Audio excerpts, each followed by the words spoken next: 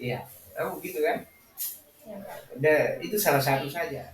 cerdas, merasa berisi dari mungkin saya bisa dikatakan awam dalam hal ini ketika Memang kalau ini harus kita ada proses pencerdasan kepada warga. Assalamualaikum warahmatullahi wabarakatuh. Selamat pagi dan selamat bergabung sahabat semansa. Saya Siska Filia yang akan menemani pada bincang-bincang pada podcast kali ini dengan tema berdemokrasi sejak dini pemilu raya OSIS SMA Negeri 1 Sopeng untuk Indonesia masa depan. Bersama narasumber kita, Ketua KPU Sopeng dan juga merupakan alumni dari sekolah kita tercinta SMA Negeri 200 SMA Negeri 1 Sopeng, Bapak Muhammad Hasbi, SIP, MSI. Selamat pagi Pak, bagaimana kabarnya hari ini? Pagi, alhamdulillah bahagia. Alhamdulillah ya Pak. Dan teman-teman gimana kabarnya? Semoga baik-baik saja ya, baik para pendengar maupun penonton dimanapun kalian berada. Nah, sebelum membahas tema kita pada pagi hari ini lebih lanjut Pak, mungkin ada baiknya apabila kita mengenal narasumber kita lebih jauh. Mungkin bisa Bapak ceritakan sedikit profil karir Bapak, mungkin dari sebelum menjadi Ketua KPU maupun ketika sudah menjabat sebagai Ketua KPU Kabupaten Sopeng. Oke, baik, terima kasih ya. Selamat pagi. Eh, Alhamdulillah pada pagi hari ini kita bahagia ya.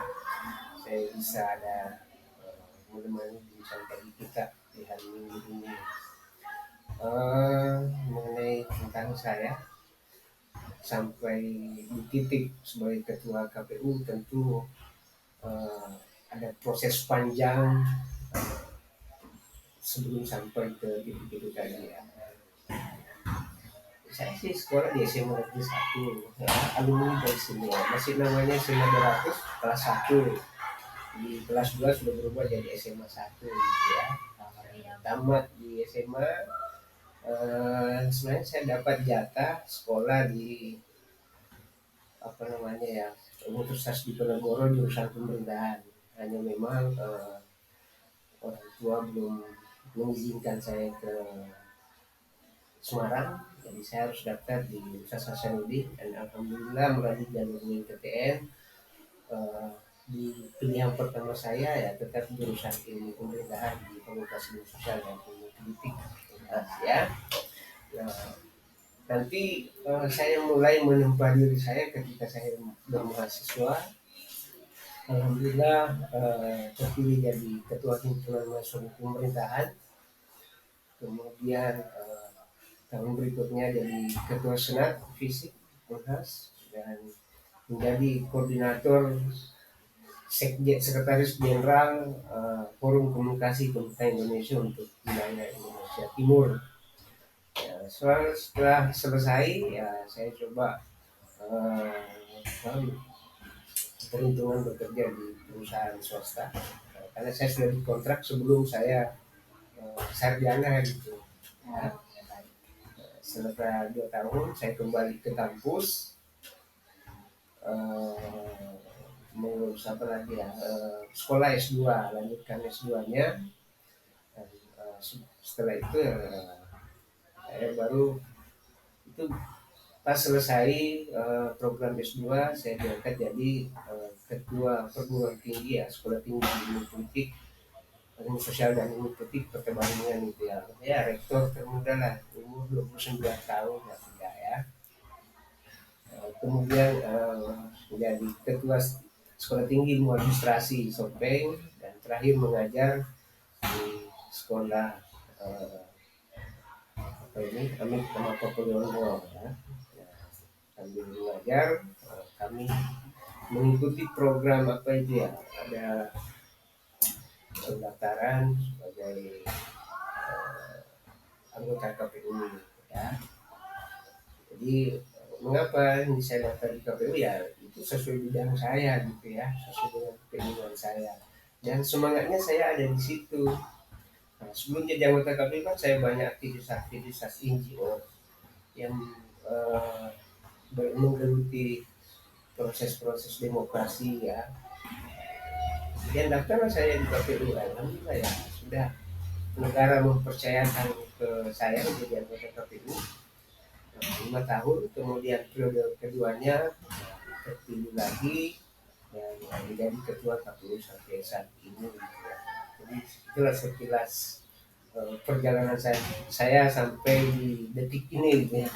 Oke, gitu Mbak.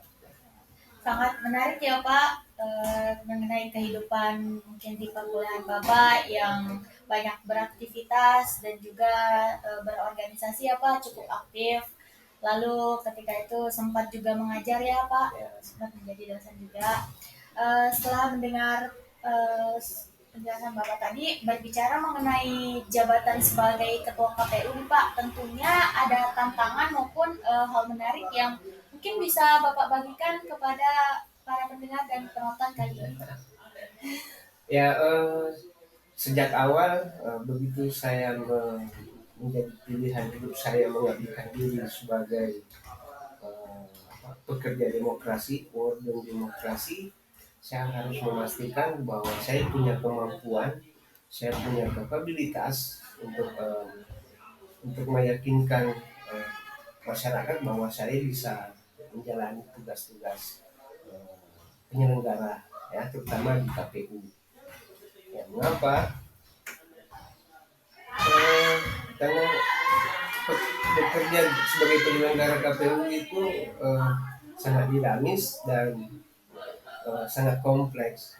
Ya, karena ini kita harus memfasilitasi para kontestasi ya. Yang pertama, kemudian kita memfasilitasi warga negara eh, memanfaatkan hak-hak kedaulatannya sebagai warga negara ya. Di sisi lain juga memang kita dibutuhkan seseorang untuk menjalani itu. Dan saya meyakini bahwa saya mampu untuk itu. Saya punya integritas ya. Dari sisi keilmuannya ya kita prakteknya aja gitu. Nah, itu sangat menyenangkan soalnya. Kalau soal tantangannya eh, semuanya sih ada tantangannya. Justru kenapa saya masuk di KPI karena ada tantangannya gitu. Kalau nggak ada tantangannya buat apa gitu ya. Tidak ada dinamika hidup gitu ya. Semakin besar tantangan, justru semakin itulah yang membesarkan kita gitu ya. Jadi sebagai motivasi apa gitu. Seperti memacu adrenalin ya Pak. Ya benar. Lalu dengan sesuai tema kita kali ini nih Pak, berdemokrasi sejak dini. Apa sih tujuan dari demokrasi itu sendiri dan mengapa mesti ada pemilu yang mungkin seolah-olah menghamburkan dana ya Pak, yang dimana jikalau anggaran pemilu dipakai untuk pembangunan dan lainnya kan bisa lebih bermanfaat. Ya, ya. Saya ingin bicara soal demokrasi ya. Sebelumnya kan kalau begini, kita punya sejarah panjang tentang Nusantara ini ya. Eh, Sebelum yang ada namanya Indonesia kan ada namanya Kerajaan Sriwijaya, benar kan? Iya, sistem kerajaan ya Pak. Kan? Kemudian ada Kerajaan Majapahit, ya kan? Kedua kerajaan itu malah lebih luas wilayah kekuasaannya dibanding yang namanya Indonesia sekarang gitu. Ya benar kan? Iya Pak. Iya. Nah, pertanyaan selanjutnya, mengapa kedua negara tadi ini Sriwijaya dan Majapahit kan sampai hari ini runtuh dan bubar negaranya gitu ya. Situ ada pertanyaannya. Dan mengapa misalnya Indonesia lahir dengan bentuk demokrasinya gitu ya. Yang pertama soal kedua kerajaan itu kalau kita baca sejarahnya, yaitu runtuh atau bubar bukan karena invasi dari luar gitu ya. Bukan karena dijajah oleh Belanda atau siapapun negara di luar, nggak ada. Dia itu bubar karena gagal melakukan regenerasi kepemimpinan nasionalnya gitu ya. Lebih konflik internal, lebih mendominasi dengan bubarnya itu kan. Karena itu kan juga sistemnya ya sistem kerajaan gitu. Ya kalau bapaknya raja ya, kalau bukan anaknya ya cucunya lagi kan Bisa kan begitu ya. dibilang sistem monarki ya Ya Pak. gitu monarki gitu Iya. ya. Nah, berdasarkan itu sejarah panjang kita, kemudian kan di tanggal 17 Agustus 1945 pendiri negara kan memproklamirkan ya dengan sertifikatnya proklamasi itu 17 Agustus 1945, dan pendiri negara eh,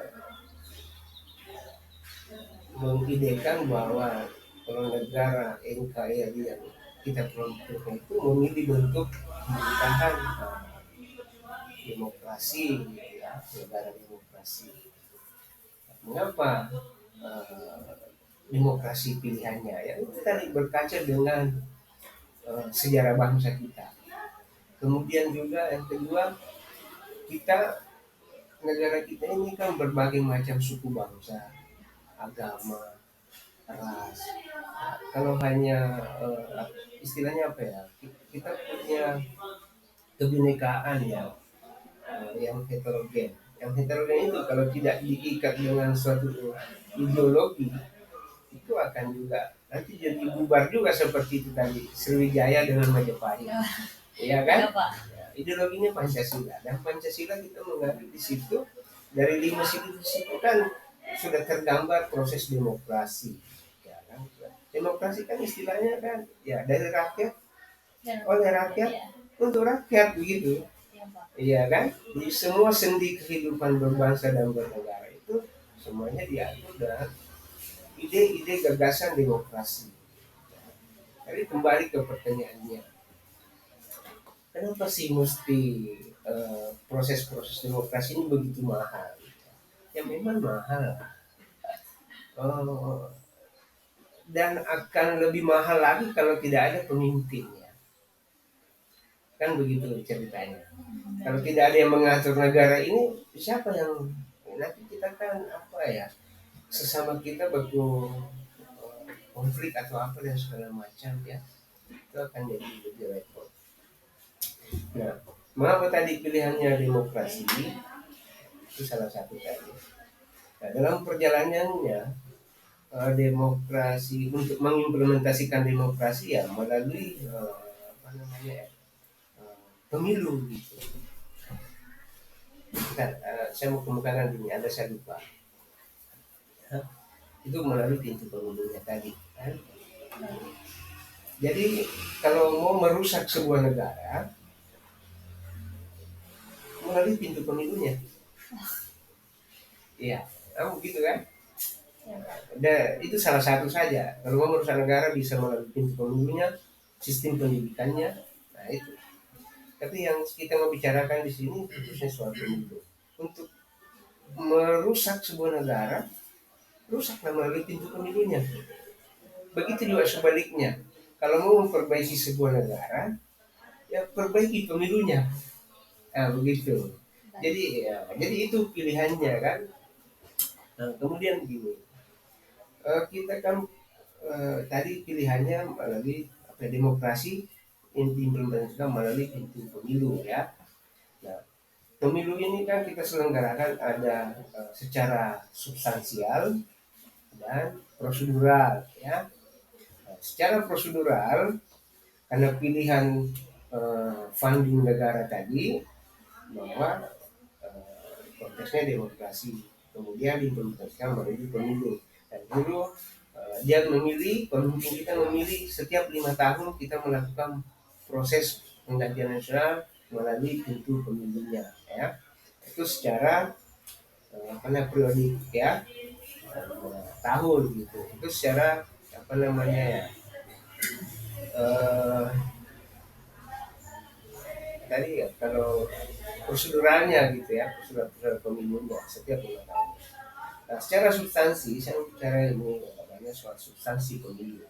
Pemilu ini kan dilaksanakan untuk memastikan bahwa ada proses penggantian kepemimpinan nasional secara legal, tidak melalui proses kayak katakanlah misalnya apa ya, eh, melalui kudeta misalnya dan segala macam. Kan di beberapa negara kan ada penggantian kepemimpinan tidak melalui proses pemilu. Katakanlah di Thailand ada kerusuhan, baru-baru kan ada di Burma kan penggantian perdana menterinya kan diganti tidak melalui pintu pemilu kan, itu kan sangat berbahaya. Pasti ada yang korban kan tetap rakyat. Padahal konteksnya tadi demokrasi itu adalah oleh dan untuk kita. Kalau demokrasi untuk berdarah-darah ngapain gitu ya. Lebih baik kita memilih ya proses menghadirkan kepemimpinan nasional secara legitimate melalui pintu pemilu. Nah, gitu. Itu yang pertama. Yang kedua, pemilu kita ingin memastikan bahwa hak-hak kedaulatan rakyat itu terjamin. Ya, artinya apa? Semua warga negara yang sudah memiliki atau memiliki syarat untuk memilih itu ada di situlah salurannya sebagai hak daulat. Makanya biasa kita ada tagline-nya kita bahwa rakyat berdaulat, ya negaranya kuat. Kalau rakyat sudah berdaulat, insya Allah negaranya kuat. Jadi itu salah satu gambaran apa tujuan pemilu. Kemudian yang ketiga, tujuan pemilu kita ingin menjamin kesinambungan proses pembangunan. Pembangunan tanpa kepemimpinan nasional yang kuat, pembangunan nggak bisa jalan juga. Kita nggak bisa sekolah dengan baik, ya kan? Iya, Pak. Pasti akan acak-acak gitu kan sistem pendidikan kita. Dia harus sustainable, ya. Kemudian yang ketiga, melalui pintu pemilu lah warga negara itu punya hak apakah dia dipilih atau memilih gitu. Di situ punya kesempatannya bagaimana dia menyalurkan aspirasinya, kemudian bagaimana dia bisa berkontribusi kepada negara melalui pintu pemilu. Ya, saya kira itu gambarannya. Jadi kalau pertanyaannya, ngapain sih kita laksanakan pemilu dengan biaya mahal gitu ya? Iya, Pak. Ya itu karena masalahnya kalau nggak ada pemimpin yang ngatur ini nggak bisa jalan gitu problemnya. Iya, karena kan mungkin ya sebagai orang yang awam dalam Ya. hal ini kan mungkin kita bertanya-tanya ya Pak, Ya, kayak ya. kenapa sih harus seperti itu? Setelah mendengar penjelasan dari Bapak tadi, saya sudah mulai merasa cerdas, merasa berisi dari mungkin saya bisa dikatakan awam dalam hal ini. Ketika mendengar penjelasan Bapak mungkin menjadi tahu ya Pak, dan mungkin penonton juga merasakan hal demikian. Melanjutkan topik mengenai pemilu tadi Pak, kendala apa sih yang sering Bapak hadapi pada saat musim pemilu, misalnya pada pemilu legislatif dan eksekutif serta pilkada Pak. Lalu ketika sosialisasi tentang pemilu itu sendiri kan terkadang kita mendengarkan mengenai pemilih cerdas dan pemilih pintar. Mungkin Bapak bisa jelaskan tentang maksud dari itu. Ingat saya ya, 9 tahun saya jadi penyelenggara pemilu. Kendala sih ya, apa ya? Bagi saya semuanya kendala, tetapi kami yakini saya bisa menyiapkan solusinya.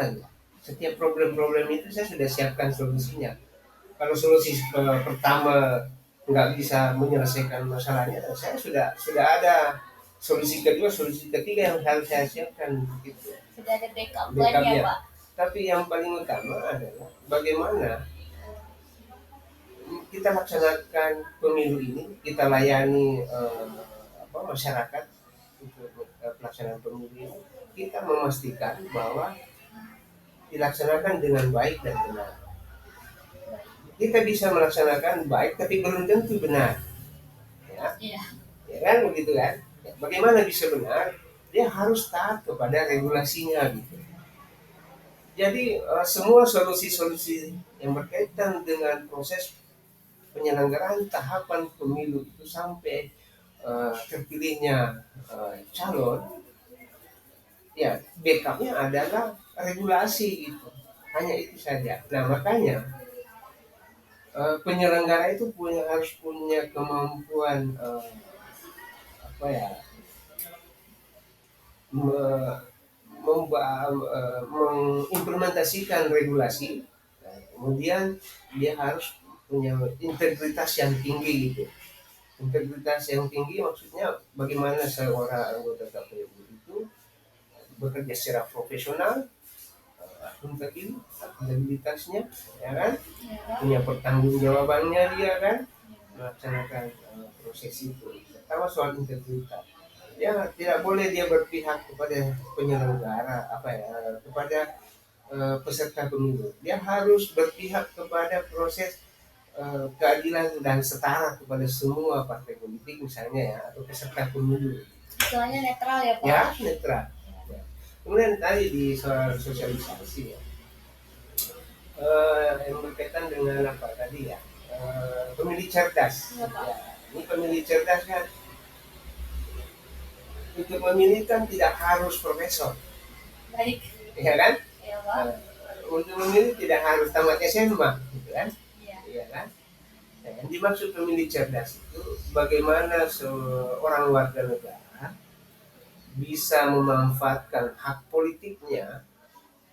Hak politik itu kan ada dua, apakah dia sebagai pemilih atau yang dipilih gitu. Kalau pertanyaannya tadi pemilih cerdas, kalau mau ya, pemilih cerdas, ya, datanglah ke TPS, ya kan, ya, menyalurkan aspirasinya karena itu salah satu cara bagaimana pemilihannya ya melalui di TPS itu kan. Tapi kan tentu ada hal-hal yang mendahului sebelumnya. Pemilih cerdas ya paling tidak dia menggunakan hak pilihnya sesuai dengan hati nuraninya, tanpa tekanan dari siapapun, tanpa pemberian apapun ya. Karena kan marak ini ya, Iya, Pak. ada soal money politik khususnya. Ini ya, penyakit demokrasi kita saat ini gitu. Yang kita hanya bisa mendengar bahwa ada money politik, ada politik transaksional kan, tetapi itu sulit dibuktikan. Ini ibaratnya ya maaf tanda kutip, ini sama dengan kentut. Iya. Kita bisa cium tapi tidak kelihatan gitu. Sama juga money politik itu ya. Jadi pemilih cerdas itu jangan berharap bahwa ada transaksional gitu. Contoh misalnya ini, saya calon nih, Mbak Siska misalnya pemilihnya gitu ya. Bagaimana caranya saya bisa saya dipilih? Apakah saya kasih sertifikat tanah saya gitu kan, atau saya kasih sertifikat dulu dan segala macam, atau saya kasih kunci mobil misalnya kan. Nah Iya. itu kan sudah keliru, artinya sudah ada politik transaksional gitu. Jangan kan misalnya begini, kalau saya kasih uang 300.000 atau 500.000 untuk pilih saya, 500.000 itu kan kalau ke pasar itu ke mall itu paling kan selesai sudah beli celana jeans itu satu lembar sudah habis kan. Iya, Pak. Nanti kalau saya terpilih 5 tahun saya bisa beli tiap hari jeans. You cuma satu kali kan, cuma satu hari aja. Jadi disitulah inilah yang merusak demokrasi kita. Makanya kita berharap ada pemilih cerdas memanfaatkan pilihannya bukan karena hal sesuatu, tapi murni bahwa apa yang saya pilih nanti itu punya kemampuan mengelola negara ini. Mulai apakah misalnya desa, kabupaten atau provinsi atau negara ya dalam konteks lebih besar lagi. Mudah kalau ini harus kita ada proses pencerdasan kepada warga. Yang pertama. Yang kedua, apalagi soal hoax. Hoax ini kan kalau menjelang masa pemilu, hoax itu berseliweran, itu informasi-informasi yang tidak yang jelas. Makanya saya selalu menyampaikan kepada kawan-kawan atau siapa saya bercerita dengan saya soal pemilu, dapatkanlah informasi yang punya otoritas memberikan informasi gitu, bukan ke otoritas yang penyebar hoax. Hoax itu kan ya itu hoax itu sebenarnya sama dengan apa namanya ya, terorisme informasi sebenarnya. Iya, Pak. Ya kan? Itu ada terorisme informasi di situ. Kita diteror melalui informasi-informasi yang tidak sesuai dengan fakta. Itu juga teror juga sebenarnya kan. Tidak harus ada teror-teror yang kayak tangkap itu ya, gitu. Jadi gitu gambarannya itu perlu cerdas ya. Jadi pilihlah orang yang sekira-kiranya yang bisa mengelola negara ini dengan baik dan benar gitu ya. Dan itulah kita pemilih cerdas, di TPS lah tempatnya kita apa namanya, tanda kutip, ya, menghakimi calon. Kalau Baik. Anda tidak suka, jangan pilih ya. Kalau Anda suka, silahkan pilih. Nah, itu aja pilihannya. Nah, gitu ya. Jadi Pak, setelah mendengar penjelasan dari Bapak tadi, bisa dikatakan bahwa memilih ini itu Ya. sebuah kewajiban warga negara ya Pak, karena terpilihnya nanti apapun itu akan berdampak juga pada diri kita sendiri. Tapi bagaimana sih tanggapan Bapak atau solusi yang dapat Bapak berikan terhadap pemilih atau warga negara yang memutuskan untuk golput Pak, atau tidak menggunakan hak suaranya dengan semestinya? Ya. Oke, baik. Saya harus luruskan dulu pertanyaannya. Soal memilih itu bukan kewajiban, ya, Baik. tapi dia hak ya. Kalau dia kewajiban, kalau Siska nggak datang ke TPS, ada hukumannya. Tapi kalau hak, nah, itu tidak ada paksaan, mau datang ke TPS atau tidak. Tetapi ada sisi lain, kita sebagai warga negara, kita memiliki tanggung jawab moral terhadap bangsa dan negara Baik. yang berkaitan dengan pengelolaan negara ini. Di situ kita punya sebagai pemilih, eh, sebagai punya tanggung jawab moral tadi itu ya, paling tidak ada kesadaran politik bahwa datang ke TPS itulah tempatnya kita menyalurkan aspirasi untuk tujuan-tujuan pemilu tadi kan, melakukan pergantian kepemimpinan nasional secara legal, ada proses pembangunan yang secara berkelanjutan, ya kan? Nah, itu salah satu dari anunya di situ ya. Jadi melalui itu tadi, apa namanya? Jadi bukan bukan kewajiban, Baik. tapi tanggung jawab moral, ya, tanggung jawab moral kita gitu ya terhadap bangsa dan negara. Karena kalau misalnya gini, kita adakan pemilu, sementara yang datang ke TPS, kalau dari jumlah pemilih misalnya ada 1.000, yang datang hanya 10, ini negara rusak juga. Iya. Ya, siapa yang merusak ini negara kalau pemilihnya hanya datang 10 dari 1.000 pemilih yang punya hak pilih gitu kan? Yang merusak ya bukan orang lain, warga negara sendiri. Makanya saya minta misalnya, ini ada kesadaran politik bahwa ketika eh, ada pemilihan, datanglah ke TPS menentukan pilihannya begitu. Ngapain juga demonstrasi? Kok demonstrasi kok menuntut ke pemerintah, kepada pemimpin yang terpilih misalnya, kemudian you tidak datang ke TPS, gimana sih nuntutnya? Logika Iya. sederhananya kayak gitu ya. Iya Pak. Ya, Terima kasih Pak atas penjelasannya, dan kebetulan kan pada bulan Oktober ini Pak, SMA Negeri 1 Sopeng akan mengadakan pemilihan OSIS ya Pak, pemilihan ketua OSIS. Nah, gimana pada pemilu kali ini akan berbeda Pak dari tahun sebelumnya, yang dimana pada pemilu tahun ini akan diminiaturkan pemilu dalam pemilu itu sendiri. Bagaimana tanggapan Bapak dengan hal ini, dan apa sih pentingnya bagi siswa sebagai calon pemilih? ya, ya. Bulan depan ya, Iya Pak. Oktober, pemilihan ketua OSIS. Iya. Sebelum saya mau jawab itu, saya juga ingin menyampaikan sebelumnya bahwa kita di tahun 2024 kita ada event nasional, ya, pemilu untuk memilih presiden dan wakil presiden, DPR RI, DPD RI, anggota DPRD provinsi, dan anggota DPRD kabupaten kota, ya. Itu di tanggal 14 apa namanya 14 Februari 2024. Nah, tahapannya sudah jalan sekarang, ya, kan? Karena di tanggal 14 Februari 2024 itu, kalau apa namanya ya, sekarang kan namanya Valentine Day ya. Iya Pak, Valentine. Hari Valentine. Hari Valentine Day ya. Tapi buat saya enggak apa ya? Tidak percaya Ya, itu ya. bukan enggak percaya, saya enggak terlibat dengan sosok kayak gitu ya. Baik. 14 Februari 2024 itu adalah hari kasih suara gitu ya. hari kasih suara. Baik. Gitu ya.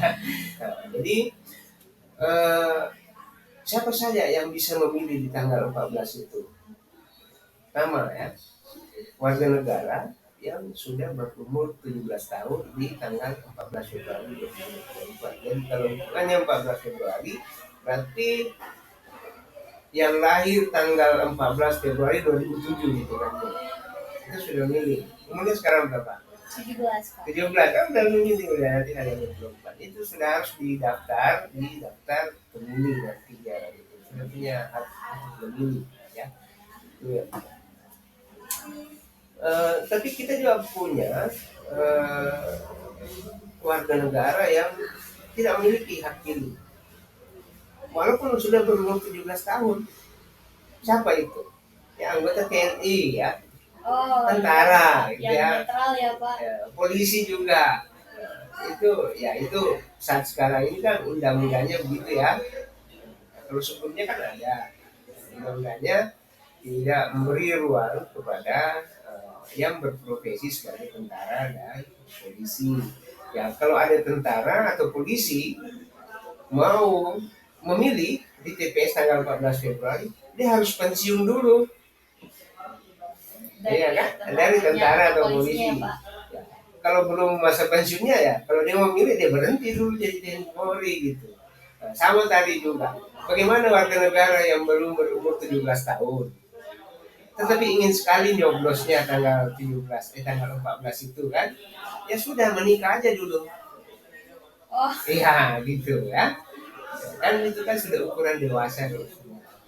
Nah, jadi di situ gambarannya ya.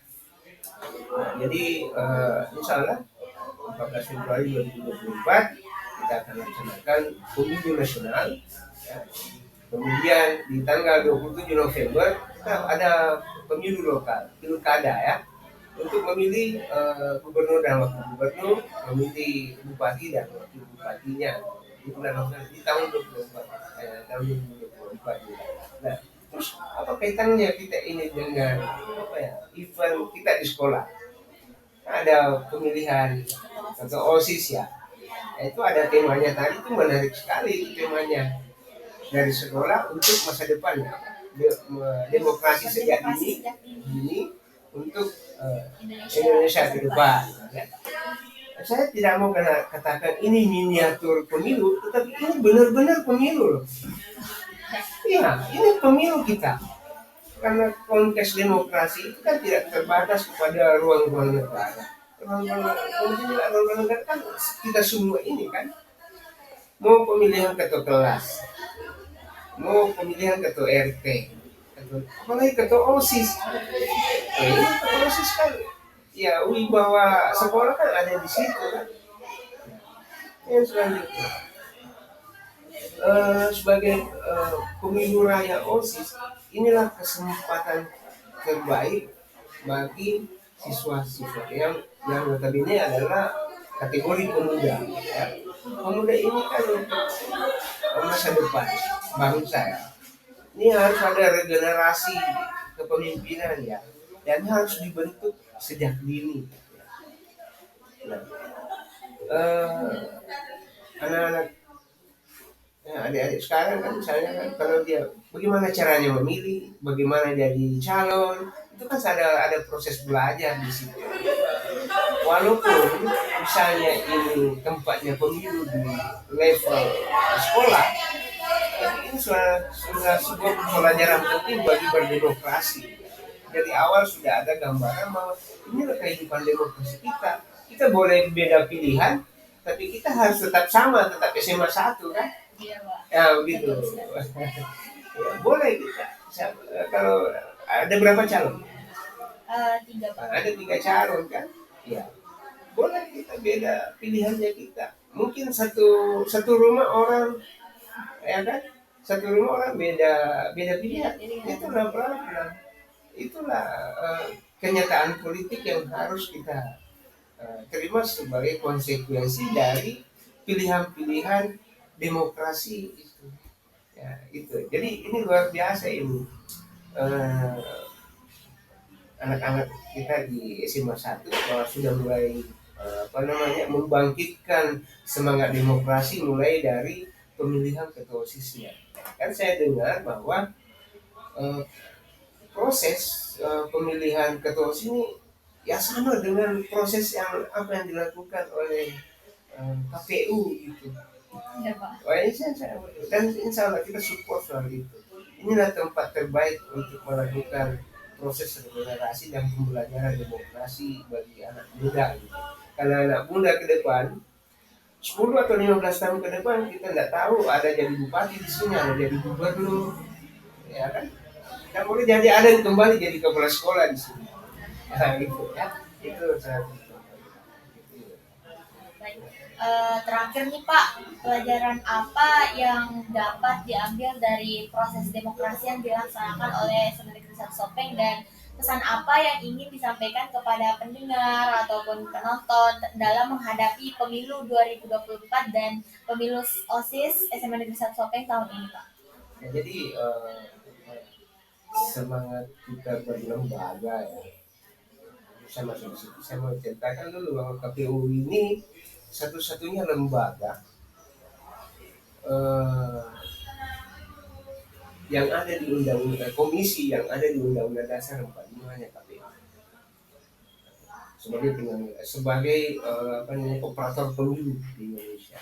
Kemudian belakangan eh, masuklah apa ya DKPP dan Bawaslu sebagai masuk juga sebagai penyelenggara pemilu ya. KPU-nya menjalankan teknis penyelenggaraannya, di sisi lain ada Bawaslu sebagai pengawas pemilu. Bawaslu ini kan tugasnya bukan mengawasi KPU, bukan.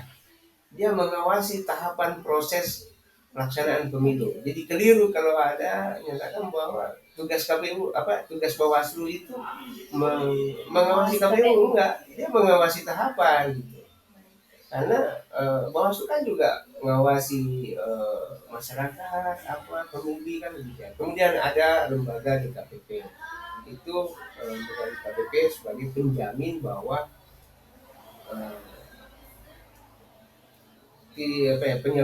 DKPP memastikan bahwa penyelenggara tidak melanggar aturan-aturan pelaksanaan tahapan pemilu ya, soal kode etiknya gitu ya. Itu saya kira itu. Terus apa tadi pertanyaannya selanjutnya tadi? Pesan apa Pak Ya, yang pesannya ya. disampaikan?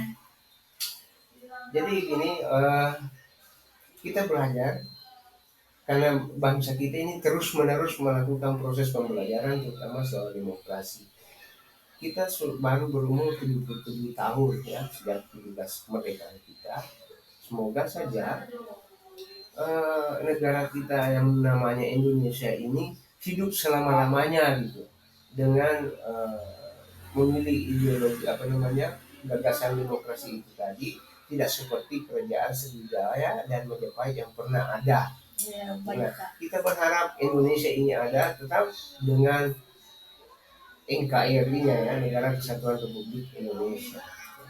Dan inilah tempatnya juga kita belajar terus menerus, terutama kita anak muda ya.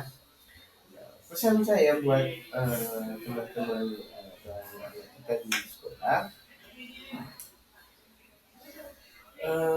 berbahagialah orang yang berorganisasi. Ya, karena melalui organisasi di situ banyak kita pelajaran. Terutama apa namanya kita bisa mengolah diri kita membekali diri kita kapasitas-kapasitas apa yang dibutuhkan untuk begitu nanti masuk ke eh, wilayah-wilayah dunia nyata gitu ya, pekerjaan kita sehari-hari gitu ya. Kan kita kalau mau kita lihat biografi semua orang-orang sukses terutama pendulu itu, bacalah biografinya, pasti itu dimulai dengan proses organisasi semua, proses pembelajaran. Itu saya katakan berbahagialah orang yang berorganisasi gitu ya, proses belajarnya di situ. Saya kira gitu ya. Nah, teman-teman, setelah banyak pertanyaan yang mungkin bersarang di kepala dan tak menemukan jawaban yang pas ya Pak, akhirnya setelah melakukan bincang-bincang dengan Bapak Ketua KPU, diharapkan banyak sekali ya informasi atas jawaban yang bisa kita dapatkan. Baik Bapak, terima kasih atas ketersediaannya hadir menjadi narasumber dalam podcast kali ini dan terima kasih juga karena telah bersedia membagi informasi kepada kami semua. Saya Siska Aprilia pamit undur diri. Sampai jumpa di podcast selanjutnya. Terima kasih sudah menonton. Assalamualaikum warahmatullahi wabarakatuh. Waalaikumsalam.